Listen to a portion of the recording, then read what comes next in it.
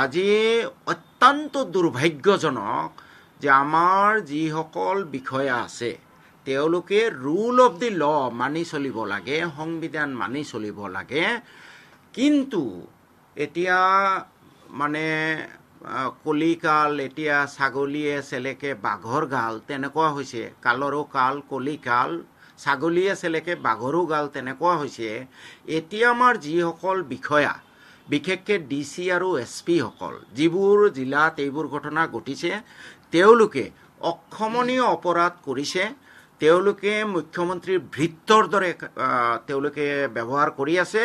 আৰু এই DC SP সকলক মই আপোনালোকৰ যোগেদি ৱাৰ্ণিং দিব খুজিছোঁ যে আপোনালোকে প্ৰায় 30-40 বছৰ চাকৰি কৰিব।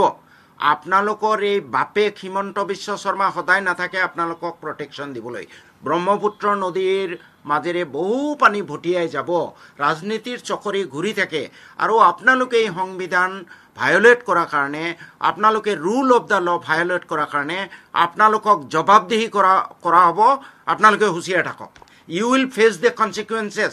Be sure about it. Maybe after 5 years, maybe after 10 years. These officers, these DCs and SPs will have to face the consequences. I am giving this warning to the DCs and SPs. আপনার এই বাপেক হিমন্ত বিশ্ব শর্মা সদায় নাথাকে protection দিবলৈ। জাতীয় দল সংগঠনৰ কোনো কথা নাই।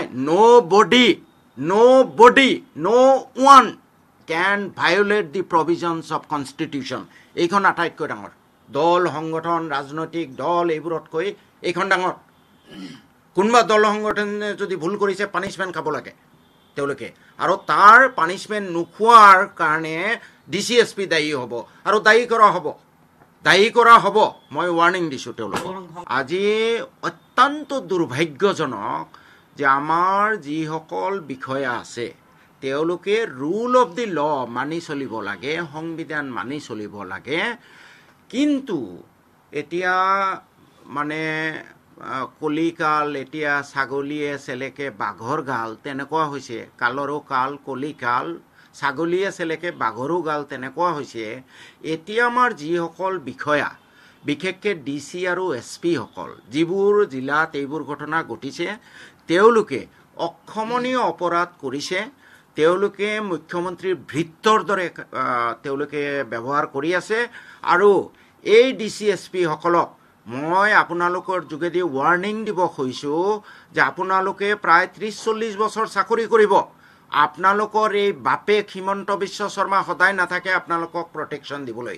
ব্ৰহ্মপুত্ৰ নদীৰ মাজেৰে বহু পানী ভটিয়াই যাব, ৰাজনীতিৰ চকৰি ঘূৰি থাকে, আৰু আপোনালোকে এই সংবিধান ভায়োলেট কৰাৰ কাৰণে, আপোনালোকে rule of the law violate কৰাৰ কাৰণে আপোনালোকক জবাবদিহি কৰা হ'ব। আপোনালোকে হুঁচিয়াৰ থাকক। You will face the consequences. Be sure about it. Maybe after 5 years, maybe after 10 years. These officers, these DCs and SPs will have to face the consequences. I am giving this warning to the DCs and SPs. আপনার এই বাপেক হিমন্ত বিশ্ব শর্মা সদায় নাথাকে protection দিবলৈ। জাতীয় দল সংগঠনৰ কোনো কথা নাই। Nobody, no one can violate the provisions of constitution. এইখন আটাইতকৈ ডাঙৰ দল সংগঠন, ৰাজনৈতিক দল এইবোৰতকৈ এইখন ডাঙৰ।